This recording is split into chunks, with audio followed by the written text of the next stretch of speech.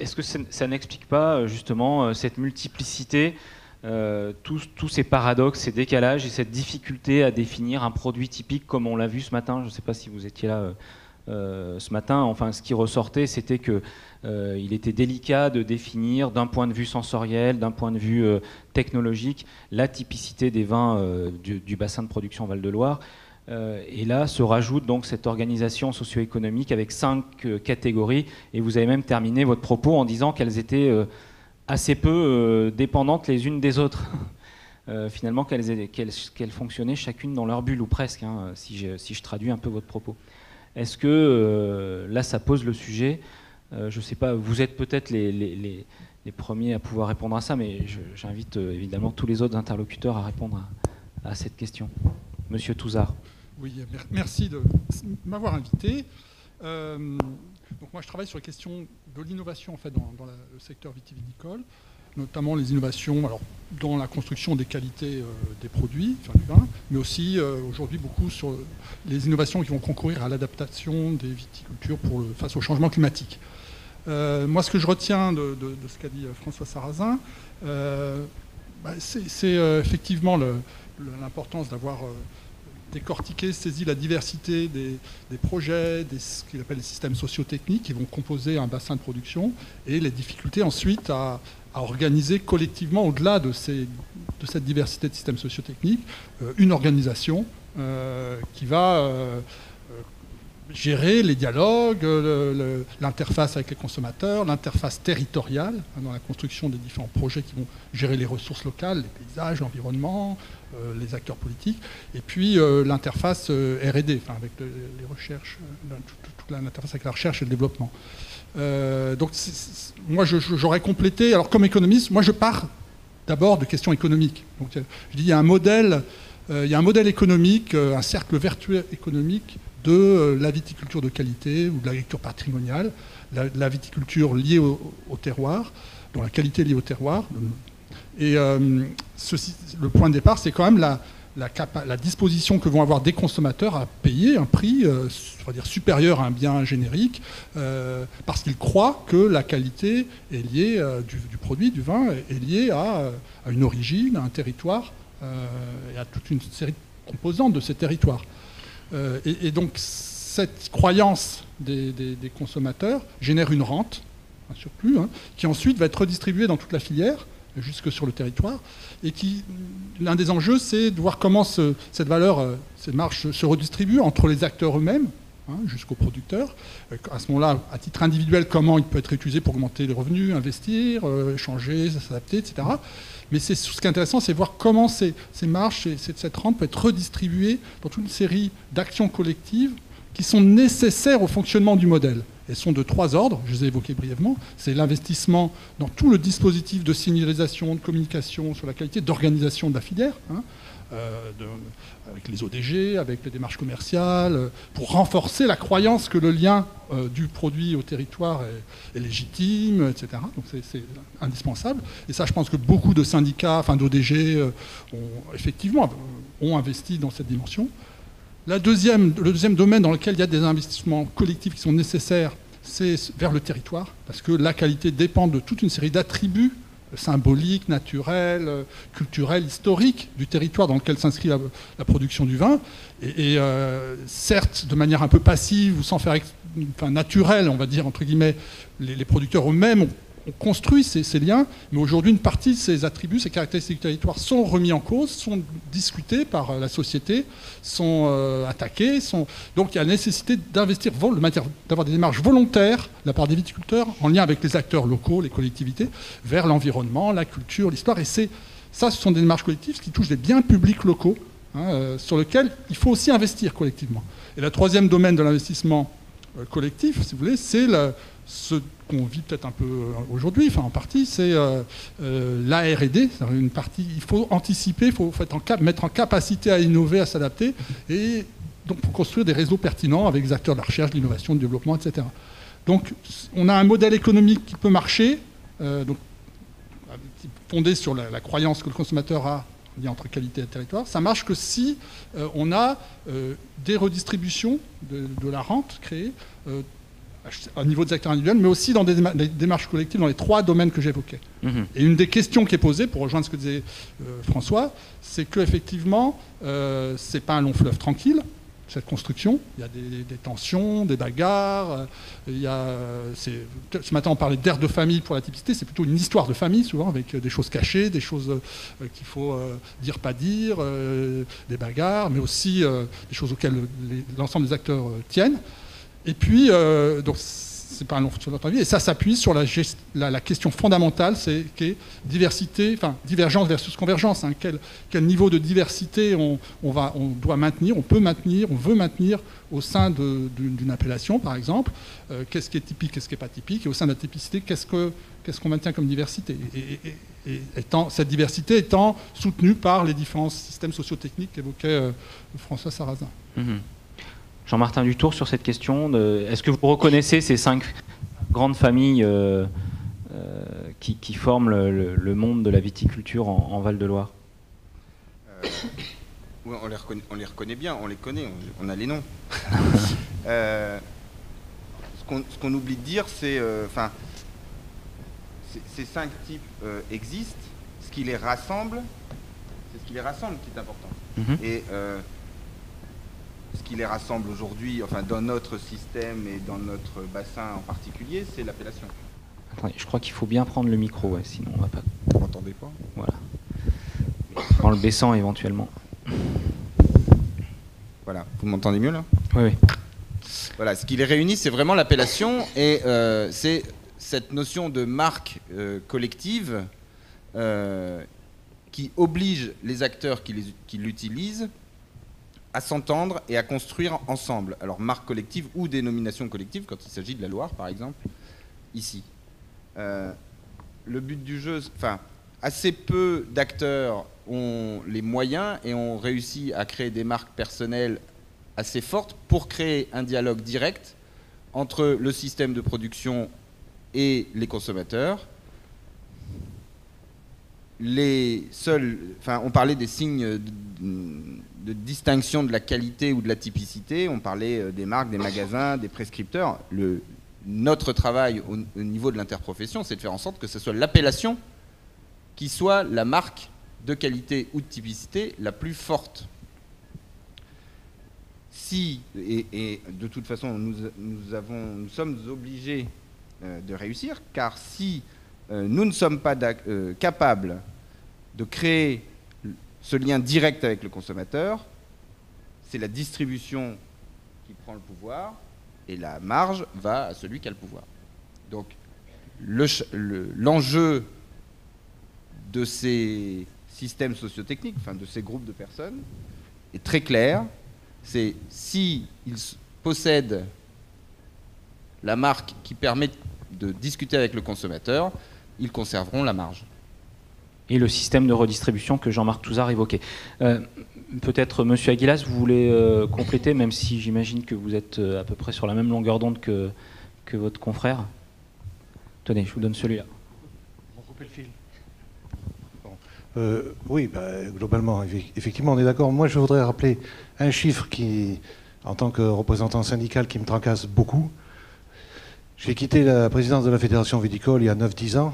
J'avais 1700 adhérents, qui cotisaient d'ailleurs, volontairement, c'est à noter. C'est un trait d'union, ça. C'est un trait d'union très important. Parce que dans toutes les régions de France, c'est loin, très très loin d'être le cas. Et à l'heure actuelle, ils sont 900. À cotiser aussi d'ailleurs. Ils sont plus que 900. En 10 ans, on a perdu pas loin de la moitié des viticulteurs en Anjou. C'est pire dans le Muscadet, et c'est dans des zones de la Touraine, c'est pareil, voire pire. Ça, c'est inquiétant, vous comprenez, monsieur. Alors, on peut me parler de catégorie. Oui, je ne sais pas. Sarrazin, c'est un vieux copain. Hein.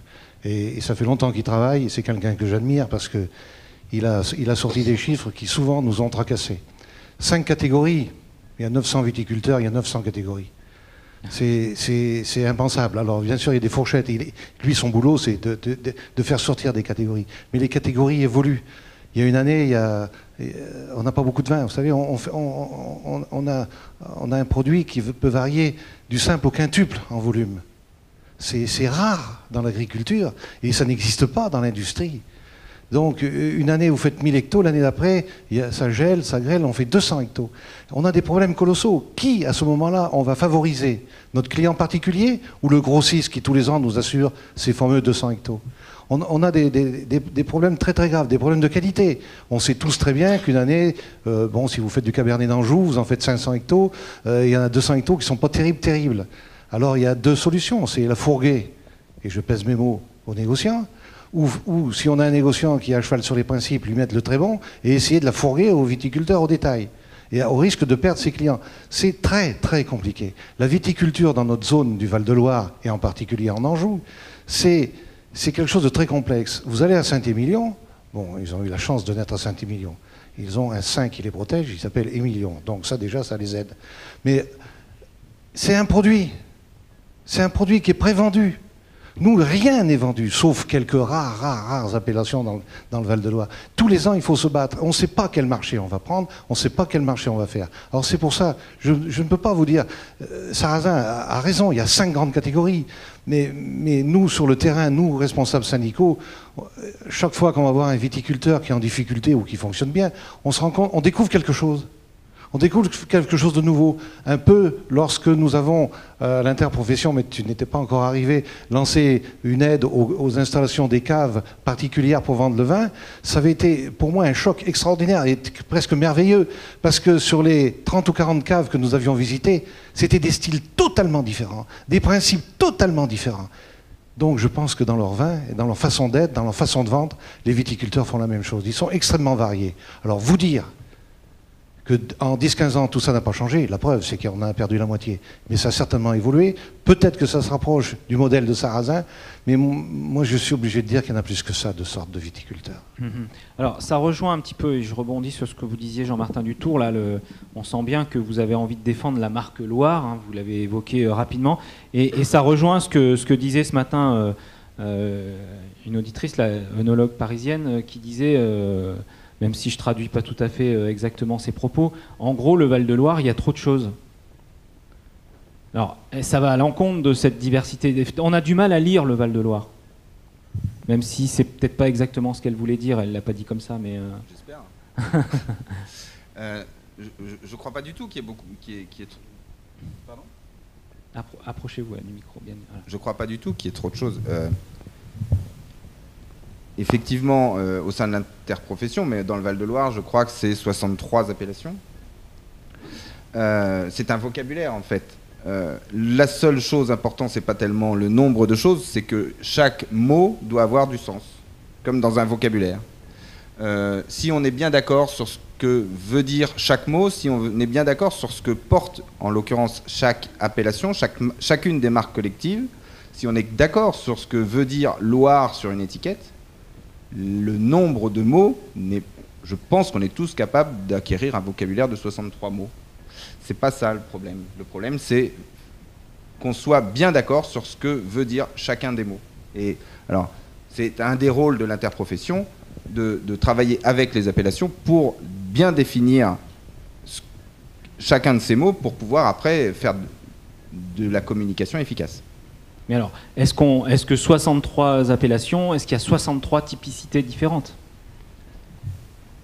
Qui veut répondre ? Je cible la question, mais ce n'est pas forcément à vous de répondre. Hein. Oui, allez-y. Il y a combien d'appellations à Bordeaux ? Il y a plus que ça, beaucoup plus que ça. Or, tout le monde fait référence à Bordeaux. Il y a combien de climats en Bourgogne ? C'est pareil. Alors bien sûr, vous allez me dire, l'Alsace, c'est une appellation. Ils sentaient tellement l'étroit qu'ils ont créé des crus. Et je crois qu'il y en a 25, 30, je n'ai plus ça. Combien ? Combien tu dis ? Alors vous voyez. Alors même l'Alsace s'est sentie mal à l'aise avec une seule appellation. Je ne crois pas que ça soit ça. Le problème, c'est qu'il faut essayer de... Bordeaux, déjà, c'est Bordeaux. Ensuite, on décline. On est soit dans le Médoc, ou soit dans une autre zone, ou sur les côtes. Ensuite, on décline des noms de villages et on finit par des crus. Le cerveau humain, c'est vous, les savants, comme je dis, qui me l'avez appris, peut retenir 4 choses. Et nous, on a essayé dans le Val-de-Loire, mais hélas, c'est difficile à mettre en place, de se rappeler que tous nos vins sont du Val-de-Loire. Ensuite, ils peuvent être de Touraine, d'Anjou, du Muscadet ou de la région de Saumur. Ensuite, ils sont d'un village. et ensuite c'est un cru. Et ça, on peut se rappeler des 4 choses. Il y a un ensemble. Et ce matin, quelqu'un a parlé de territoire. Il y a le territoire, et ensuite il y a les terroirs, effectivement. Les 20 territoires, pour nous, ce sont nos 20, on disait 20 pays, comment on dit maintenant moi je dirais toujours 20 pays, c'est 1000 fois plus joli. Et puis il y a les appellations contrôlées, les appellations qui effectivement commencent à se rapprocher du terroir, enfin être le terroir, pour ensuite le définir de façon beaucoup plus précise. Et ça on peut s'en rappeler, je pense que c'est extrêmement facile. Et puis quand même, on a à peu près 1000 dénominations de vin, si on met tout ensemble. On a 1000 fromages. J'ai un tableau chez moi. Il y a les 1000 fromages. Bien sûr, il y a des appellations, des marques, des appellations contrôlées, des autres appellations. Mais un pays qui a cette richesse, s'il vous plaît. Hein, on ne va pas quand même soviétiser notre pays ou l'uniformiser à l'américaine. Non. C'est beau la France. C'est très très beau et restons comme ça.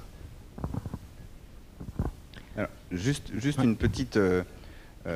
remarque sur, vous disiez, est-ce qu'il y a 63 vins différents, 63 types de vins, puisqu'il y a 63 appellations.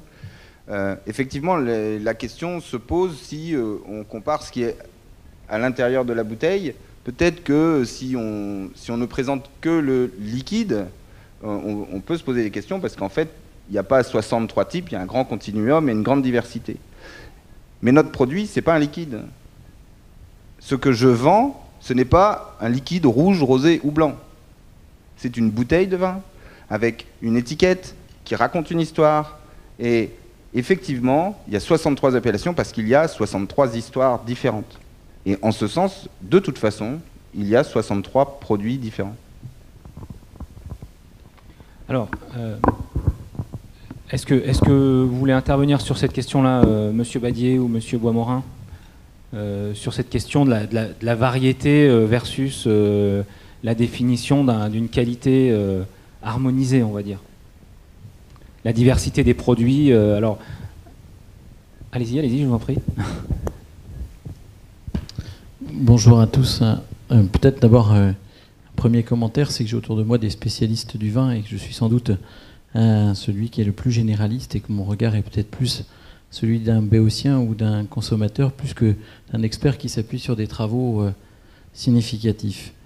Ça ne m'empêchera pas d'avoir un avis, et je dirais que peut-être tout simplement l'avis de quelqu'un qui vit, non pas, je fais un clin d'œil à mon ami François, non pas au sein d'un système sociotechnique, mais au système sociotérrien, si je peux le dire comme ça. Parce que je trouve que c'est intéressant on s'est positionné dans le début du débat, tout de suite du côté de la production. Et moi, ce qui m'intéresse, je viens d'entendre ce que je vends.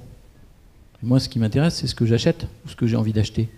Et je crois que si on se pose la question de cette façon-là, on va se poser la question de la lecture de la qualité d'une manière très différente que de celle de l'émission d'un produit avec ses caractéristiques que vous avez effectivement décrites dans le détail. Moi, j'ai l'habitude de faire un parallèle. Vous me permettrez de faire le parallèle avec celui que j'ai l'habitude de faire, qui est celui dans le domaine dans lequel je vis, celui de l'innovation, en tout cas que je vis en ce moment. Une innovation, pour nous, c'est une nouveauté qui a trouvé un marché. Pour moi, un vin de qualité, c'est un vin qui a un marché et qui a une chance de le garder, ce marché. Après, effectivement, ces caractéristiques de ce marché, et ça renvoie aux travaux qu'a fait François, on pourra le décrire. Mais ça veut dire quoi? Ça veut dire qu'effectivement, pour avoir ce marché, il faut que ce vin soit séduisant. Alors après, on peut décliner ce que ça veut dire derrière. Il faut que ce vin il soit rassurant, ou en tout cas, il faut que ce soit un vin qui donne l'impression au consommateur qu'il ne va pas prendre de risques quand il va passer à l'acte d'achat. Donc derrière, ça veut dire un certain nombre de choses. Tant sur le plan de la technologie, c'est un vin qui soit bien fait, un vin qui correspond à l'image que moi je m'en fais au moment où je fais cet acte d'achat. Parce que quelque part, la plupart du temps, je n'ai pas forcément envie d'être surpris. Et puis c'est aussi un vin qui doit tenir compte du fait qu'une partie des acheteurs sont évidemment des grands connaisseurs, donc qui ont envie d'un vin plus complexe, qui ont envie de se creuser un peu les méninges, de comprendre tout le travail qui a été fait, voire même éventuellement de se dire mais dans quel système socio-technique ce vin est-il produit? Je pousse jusqu'au bout. Et puis il y en a d'autres qui ont tout simplement envie de prendre un moment de plaisir sur un instant relativement court, mais sans se poser et sans se creuser la tête.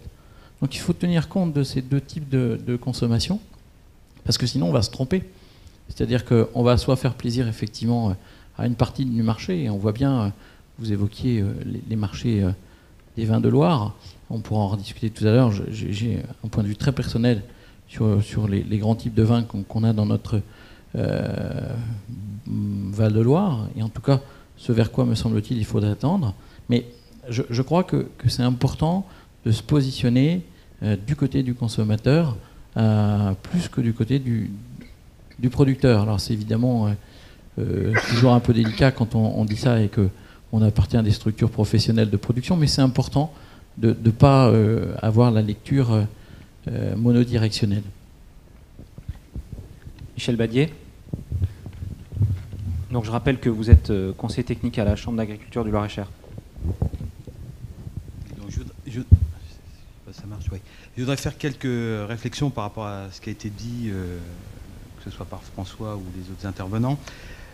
Moi, je viens d'une région viticole qui est en difficulté au jour d'aujourd'hui et malheureusement depuis quelques années. Sur la typologie que François a présentée, je la partage et puis je pense qu'elle est assez réaliste et dans sa définition. Par contre, je vais vous donner 2-3 chiffres qui vont permettre de comprendre un petit peu, moi, tel que je vois le positionnement par rapport à la qualité. Pierre Aguilas tout à l'heure présentait des chiffres sur l'Anjou, sur l'évolution du nombre de viticulteurs. J'ai encore les chiffres du dernier RGA Loir-et-Cher. On était à 650 viticulteurs en 2000. Aujourd'hui, on est à 450. Donc, c'est-à-dire qu'on a perdu 30 ou 40% de nos viticulteurs en l'espace de 10 ans. Ça, c'est le premier élément. Deuxième élément, quand on parle de qualité, alors ça m'ennuie de parler un petit peu comme ça, mais il faut parler de références économiques quand même à un moment donné, parce que je dirais on aura beau habiller la qualité telle que l'on veut, mais si on ne parle pas économie derrière, on aura du mal à faire évoluer cette qualité. On vient de réactualiser un document qui s'appelle le référentiel économique du vigneron, donc, dont certains peut-être l'ont déjà reçu au courant de la semaine. Et dans l'actualisation, on est sur des valorisations type négoce, on est autour des 150 à 160 euros de l'hecto. Sur des bases que les viticulteurs qui nous ont validé le référentiel considèrent minimales, donc même pas optimales et surtout pas maximisées. Donc les cours sur certaines appellations, pour un bon nombre d'appellations sur le Val-de-Loire, on est nettement en dessous de ces 150 ou 160 euros de l'hecto. Donc moi la question que je pose c'est, aujourd'hui on parle de qualité depuis ce matin, de typicité, c'est quelle est la faculté d'adaptation de nos viticulteurs à des exigences que le marché pourrait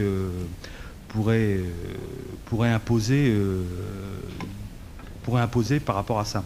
Donc je ne sais pas si quelqu'un peut répondre, si Jean-Martin tu peux répondre à ça, mais il y a un moment donné, il faut évoquer des sujets qui fâchent un petit peu, mais voilà, c'est la valorisation derrière et c'est se dire demain comment nos viticulteurs peuvent accepter ou subir cette évolution de cours par rapport à des exigences qualité qu'on peut leur imposer demain ou après-demain.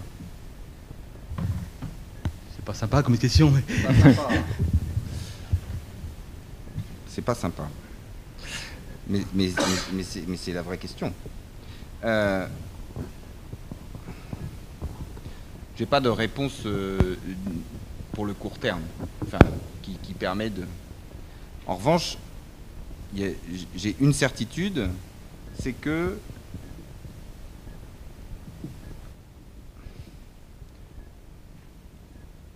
ce marché n'existe pas. Il faut sortir, ou en gros, il faut sortir de cette notion de marché. Je ne connais pas, par exemple, de gens qui ont besoin de Chinon. Et on fait toujours l'adaptation des quantités de production, enfin de la production à la demande. Il n'y a pas de demande. si on se confronte à la demande, on va être au prix, au ras des pâquerettes, au prix de marché. Donc il faut sortir de cette notion-là. Ce que mesure le prix, c'est le rapport de force entre la capacité à produire et la capacité à vendre. Aujourd'hui, dans bon nombre d'appellations ou de zones, on va dire d'appellations parce que c'est en gros la quantité de produits qui revendiquent le même nom, la capacité qu'on a à les produire est bien supérieure à la capacité qu'on a à les vendre. Si on raisonne en disant je vais adapter ma capacité à produire au marché, à ma capacité à vendre, je baisse ma production. Il n'y a aucune raison que le nombre d'acteurs diminuant, ma capacité à vendre va diminuer aussi. Donc je finis à zéro. La seule solution, c'est d'augmenter ma capacité à vendre. Et donc, dans le pourcentage de mes moyens ou de mon énergie, augmenter ce pourcentage-là vers les efforts pour vendre. En fait, quand on décrypte, c'est qu'il faut sortir de la logique purement marché, c'est ça, pour créer de nouveaux produits, ou en tout cas tendre vers autre chose. Non, pas des nouveaux produits, je veux dire, non, mais améliorer, innover pour... Nos appellations servent à ça. Servent à serrer l'offre. Et pour avoir le pouvoir de les proposer, sans être concurrencé par quelqu'un qui habiterait ou qui ferait la même chose 600 km plus loin. Ouais, moi, il me semble, on a plusieurs modèles qui renvoient à la manière d'aborder les marchés, mais c'est vrai que l'un des modèles qui colle bien avec les vins de qualité, donc la construction de marchés différenciés par la qualité liée au territoire, c'est des modèles dans lesquels on voit que l'enjeu c'est d'attacher des consommateurs aux biens. Donc tous les efforts doivent être faits pour attacher des consommateurs aux biens, pour faire croire que la qualité du bien est liée au lien entre ce produit et le territoire. Et là, si on va donc il y a des tas, on voit bien que c'est une stratégie de long terme, une stratégie qui suppose d'investir dans des tas de domaines différents, individuels et collectifs. Et quand on regarde côté consommateur, on a quatre possibilités dans la reconnaissance de ce lien produit-territoire. Le premier, c'est des consommateurs qui, à travers le nom du produit, ne voient qu'un signal de positionnement, de distinction sociale par rapport aux autres. On achète du Bordeaux parce que ça fait bien, ça fait bling-bling. On ne connaît même pas l'Aquitaine, on n'est pas capable d'apprécier les caractéristiques du produit. Donc ça, c'est un premier, mais il n'y a que les grands noms déjà établis qui peuvent, Champagne, Bordeaux, qui peuvent jouer là-dessus. La deuxième catégorie, c'est des gens qui vont prendre le signe, le nom d'origine, le signe, comme un signe effectif d'une qualité intrinsèque au produit. Alors là, c'est-à-dire un signe de qualité, on va trouver un vin de telle nature. Il y a une partie des consommateurs qui jouent là-dessus. C'est pas évident, parce qu'il y a une grande diversité, etc. La troisième catégorie, c'est des gens qui vont prendre plutôt l'aspect territoire, c'est-à-dire si on achète un vin de Loire, c'est parce qu'on a construit un attachement à ce territoire, sans forcément connaître toujours ces vins, à travers le tourisme, à travers le lieu d'origine, à travers les fréquentations qu'on a eues, le mariage qu'on a fait en Val-de-Loire, etc. Donc il y a tout. Et le quatrième type d'approche par le consommateur, c'est ceux qu'on a évoqués ce matin, les avertis, c'est ceux qui sont capables d'avoir une approche du lien entre la qualité le nom, la qualité, les différentes dimensions de la qualité du produit et son territoire. Et ils ne sont pas tellement nombreux. Donc il faut... la manière dont les consommateurs abordent le lien qualité territoire est multiple, et donc une stratégie de construction du marché, c'est une stratégie d'attachement de tous ces consommateurs en jouant sur différents tableaux. Et on voit bien que des stratégies, par exemple, très liées à la promotion du territoire du Val-de-Loire, Pays de Loire, etc., va être donc touristique, une stratégie de marketing territorial va être importante dans la construction même de ces marchés, pour les vins, des stratégies qui vont mettre en avant des aspects plus intrinsèques de la qualité, qui vont, voilà, même s'il y a des voiles, enfin bon, même s'il y a des aspects un peu ignorés, vont à travers les spécialistes, à travers les chercheurs, qui vont dévoiler un peu la typicité au sens plus objectif du terme, ça c'est important.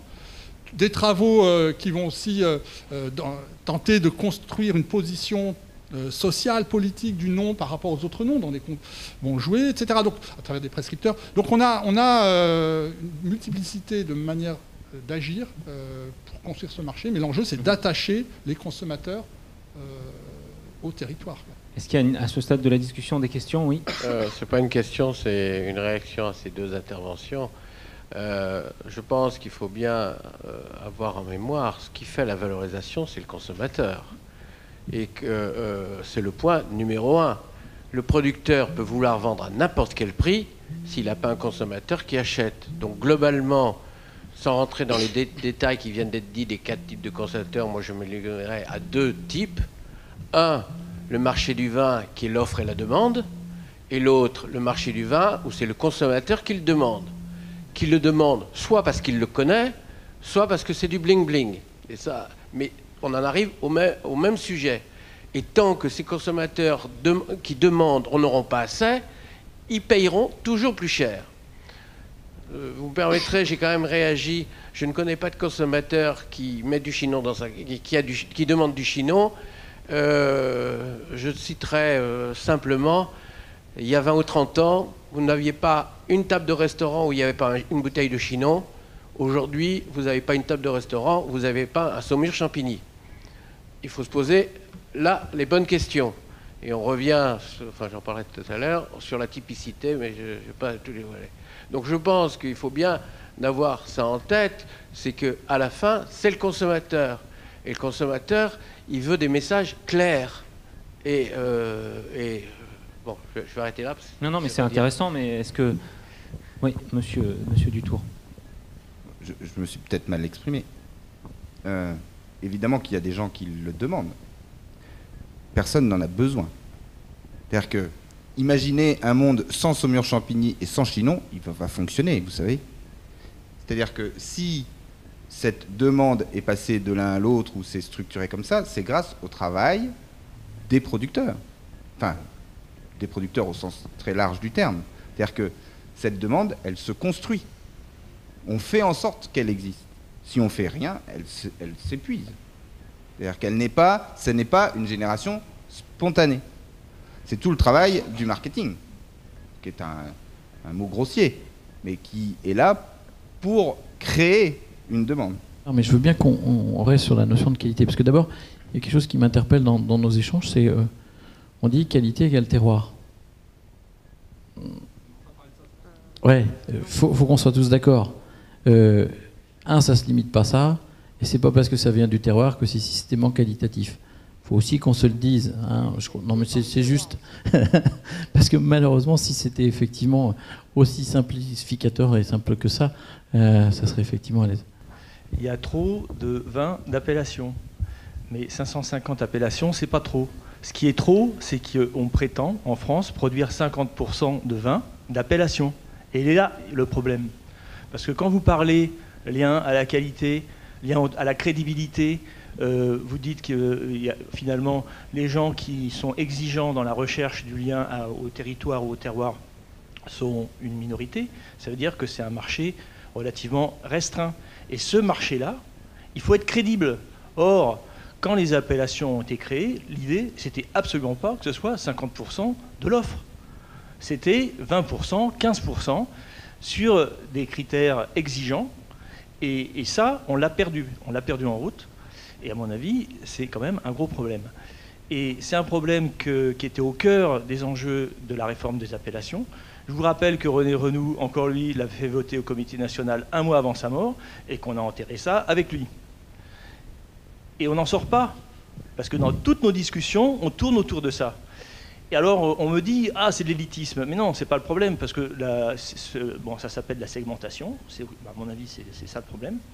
Et cette segmentation, cette resegmentation de l'offre des vins français, elle n'est pas forcément horizontale, elle peut être verticale. Ça veut dire qu'elle peut très bien traverser un tas de domaines, un tas d'entreprises et leur permettre de valoriser comme il faut, parce qu'elles seront plus visibles et plus crédibles, leur haut de gamme, hein, des PMG, machin, bon, et puis les rosés un peu moins bons, etc., et ben de les mettre dans un autre secteur qui ne revendique pas un lien fort au terroir. Ça s'appelle les IGP, je suis désolé, les IGP c'est bien.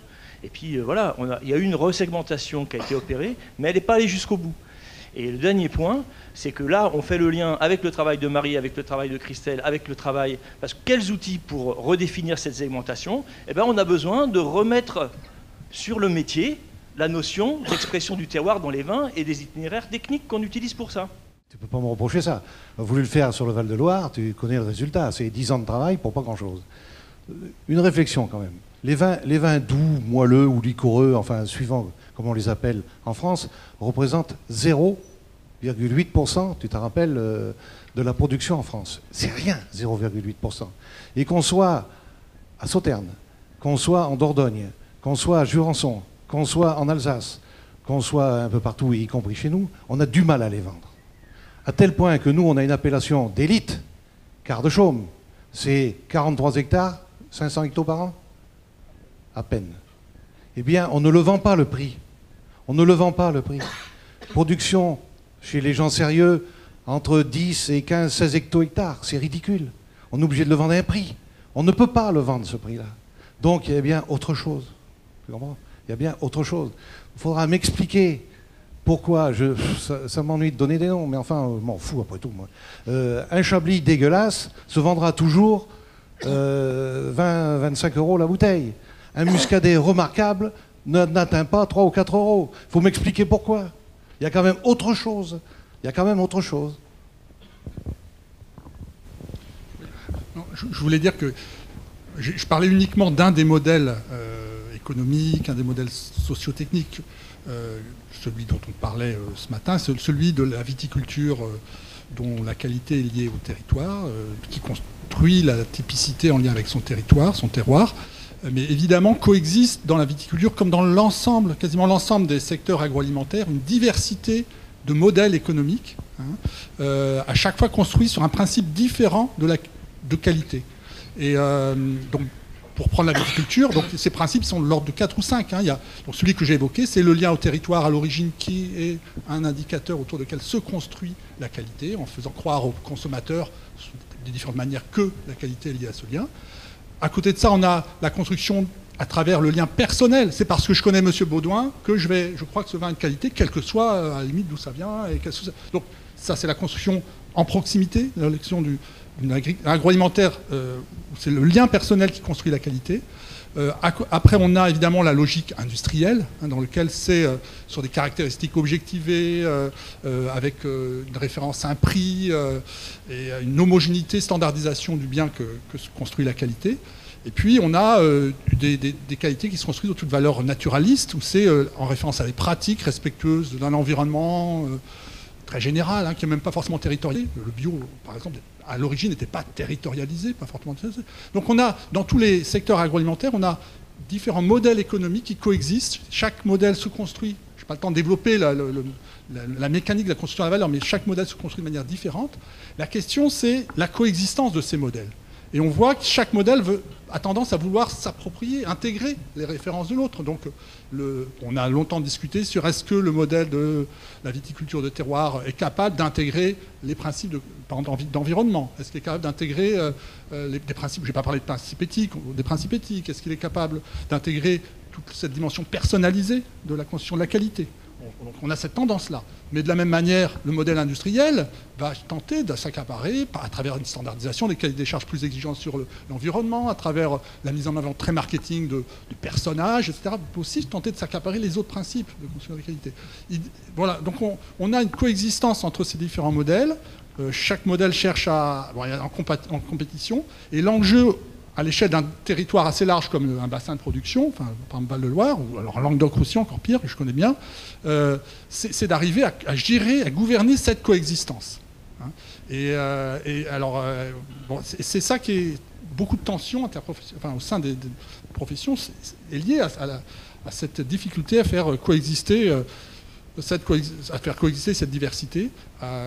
Et un des mécanismes qui est, qui est mis en œuvre, c'est avoir cette déclinaison au moins en 2 niveaux, 2 échelles géographiques, une échelle régionale assez large, hein, avec une marque ombrelle ou une appellation régionale, alors qui peut être une IGP ou une AOP selon les régions, et puis des niveaux locaux dans lesquels se construit véritablement des vins dits de terroir, le modèle économique du vin de terroir.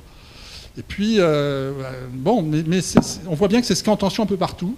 Et en même temps, pour terminer, je veux dire que cette diversité, certains cherchent à la combattre, soit en intégrant les autres, soit... Hein, mais elle est nécessaire même à l'innovation. On se rend compte que l'innovation dans le secteur agroalimentaire est liée à la coexistence de cette diversité. Beaucoup d'innovations se font à l'interface entre ces différents modèles, par importation, par hybridation, et donc il faut bien voir même si elle pose problème, en même temps elle est nécessaire à la dynamique, à l'innovation dans le secteur. Voilà. Alors, oui, une question encore au fond. Je me rappelle il y a un peu plus de 50 ans, les vignerons ont délocalisé leurs vignes des coteaux. Et les vignerons, après la messe, ils allaient au bistrot, et oui. Et ils disaient, on est foutu parce que à tel endroit, on produit maintenant 4 barriques à la Boisselet et nous, on faisait une barrique à la Boisselet sur les coteaux. Et puis tout doucement, le vignoble s'est agrandi comme ça et personne n'a vu que finalement, 2 typicités extrêmes allaient s'opposer avec multitude de typicités au milieu, une typicité industrielle variétale à fort rendement élevé, et une typicité à tendance minérale, terroir. Et c'est un peu cela que j'entendais aujourd'hui, parce que tout ce travail scientifique, il est là pour expliquer la typicité, expliquer l'endroit exact où chaque vigneron va se positionner aujourd'hui, parce que, évidemment, tout le monde ne va pas être sur les coteaux. Moi, j'ai grandi dans un petit village, le petit village le plus pauvre de l'Anjouille, avec des cailloux et du vent, Pierre-Bise. Et donc, il a fallu survivre. Et donc, j'ai eu besoin de comprendre s'il y avait une différence entre mes raisins et puis ceux d'à côté qui étaient à 4 barriques la Boisselet. Et c'est pour ça que tout le travail scientifique m'a plu il y a 20 ans. Et c'est pour ça que j'appuie fortement ce travail terroir encore aujourd'hui.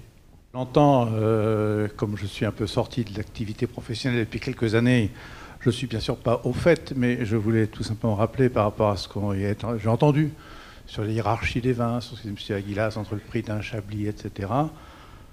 Si je me réfère à un ouvrage qui date de 1816 de M. Julien, Topographie de tous les vignobles connus, il établit déjà une description de tous les vignobles de France avec leur prix et la hiérarchie. Et ce qui pourrait donner le cauchemar, c'est que les hiérarchies qu'il donne à l'époque, il y a 2 siècles, on les retrouve quasiment en ce moment.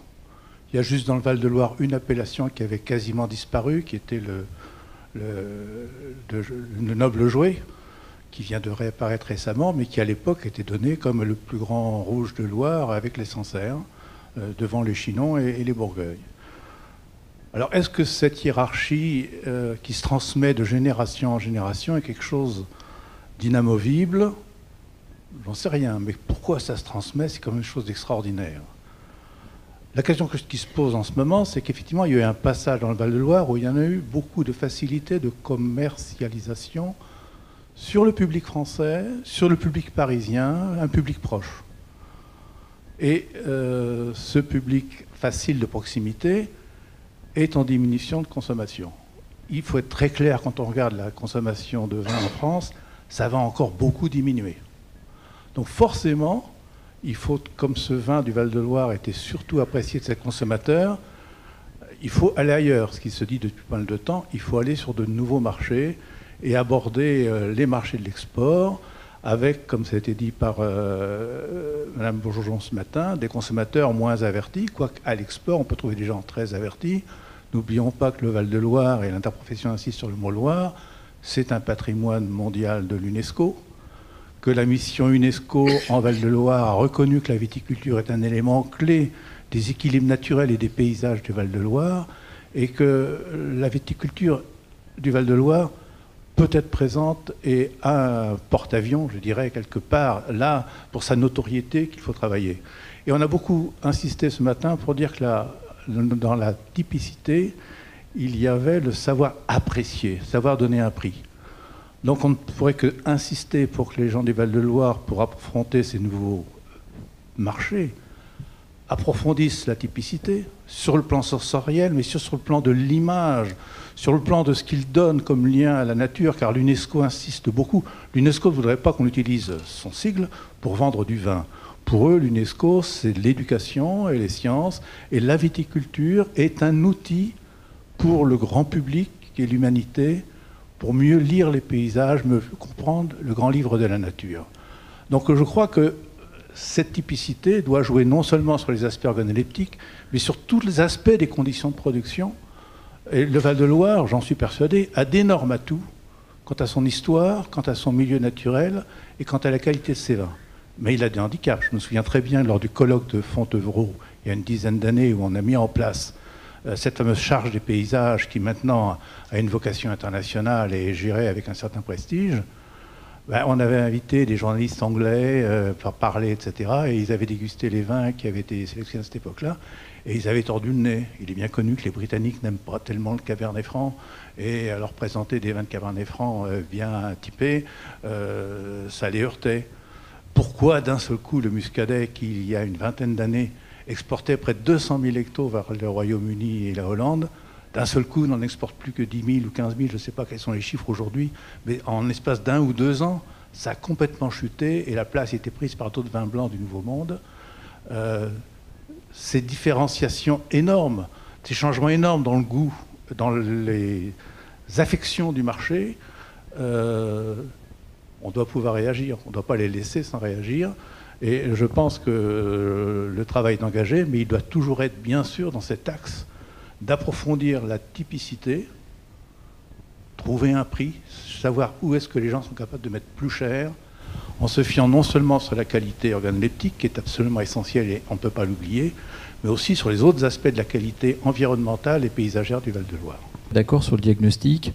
Il y a bon an, mal an, on va dire des vins de terroir qui occupaient effectivement un volume important. Et puis il y a des vins qui s'inscrivent sur une dynamique un peu différente, mais qui correspondent plutôt à des marchés porteurs aujourd'hui, sur lesquels il faut que nous nous positionnons.